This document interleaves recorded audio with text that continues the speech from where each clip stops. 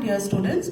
Welcome to class 5 subject science. Today's topic is force, work and energy. Yes. To make an object move, we either push it or pull it. Okay. Like for example, door. If you want to open the door, you will pull it towards yourself. And if you want to close the door, you move it away. That is, you push it. Yes. So, pulling and pushing, this happens because of applying force. Okay. So, force has to be applied if you have to change the position of the object. Yes. Now, for example, there is a ball in the playground. It is stationary. It is in one place. Now, if you have to move the ball from its place, either you have to kick it or throw it. That is, you are applying force on the ball. Okay. So, when you have to move the object from one place to another, you have to apply force. Most of our daily actions involve push or pull.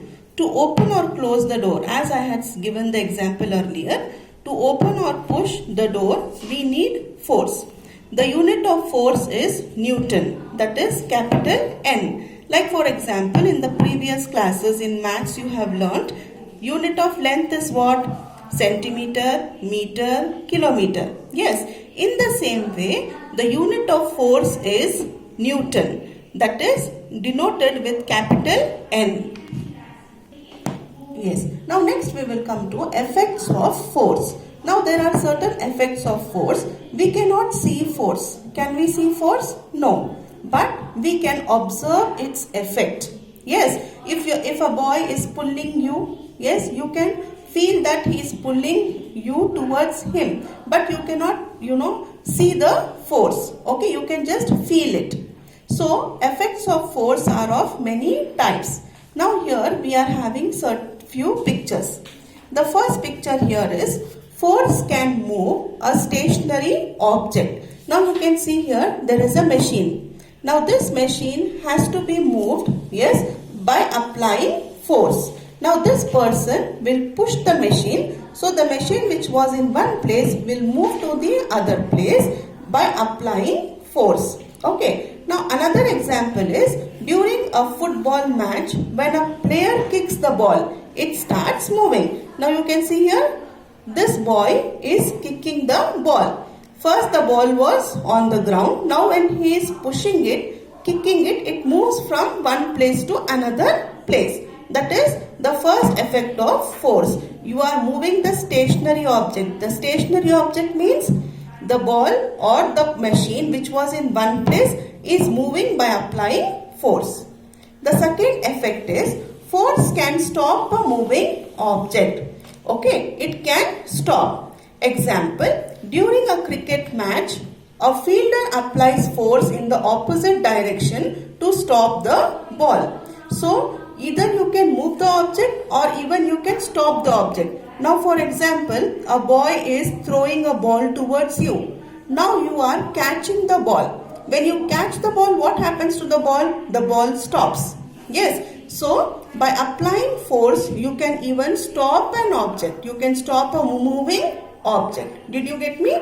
Okay. So, the first thing is you can move the stationary object by applying force. The second is you can stop a moving object by applying force. Now, the third effect of force is force can make a moving object move faster. Now, can you see here? What is this? This is a bicycle. A boy is riding a bicycle. Now, when he has to speed up the bicycle, what should he do? He should pedal faster. Yes. So, when he pedals faster, that means he is increasing his speed. Yes. So, the force when applied can increase the speed of an object. Now, when he has to stop that object, what should this boy do? When he has to stop the bicycle, he has to apply what? Brake. So, when he is applying brake, he is forcing the object to stop. So, the force is used in both the ways, to increase the speed and also to decrease the speed. Next is, force can slow down a moving object. That I have said you earlier. You can increase the speed and decrease both by applying force. Next effect of force is force can change the direction of a moving object. For example, now this boy is kicking the ball. Yes.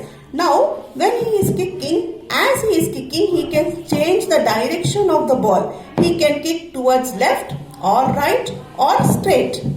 Same goes with when you are playing cricket. Yes, you judge the ball and you bat the ball. You hit the ball very fast so that wherever there is no fielder, you will hit the ball that side. That means you are changing the direction of the ball. So force can change the direction of a moving object. Next effect of force is force can change the shape and size of an object.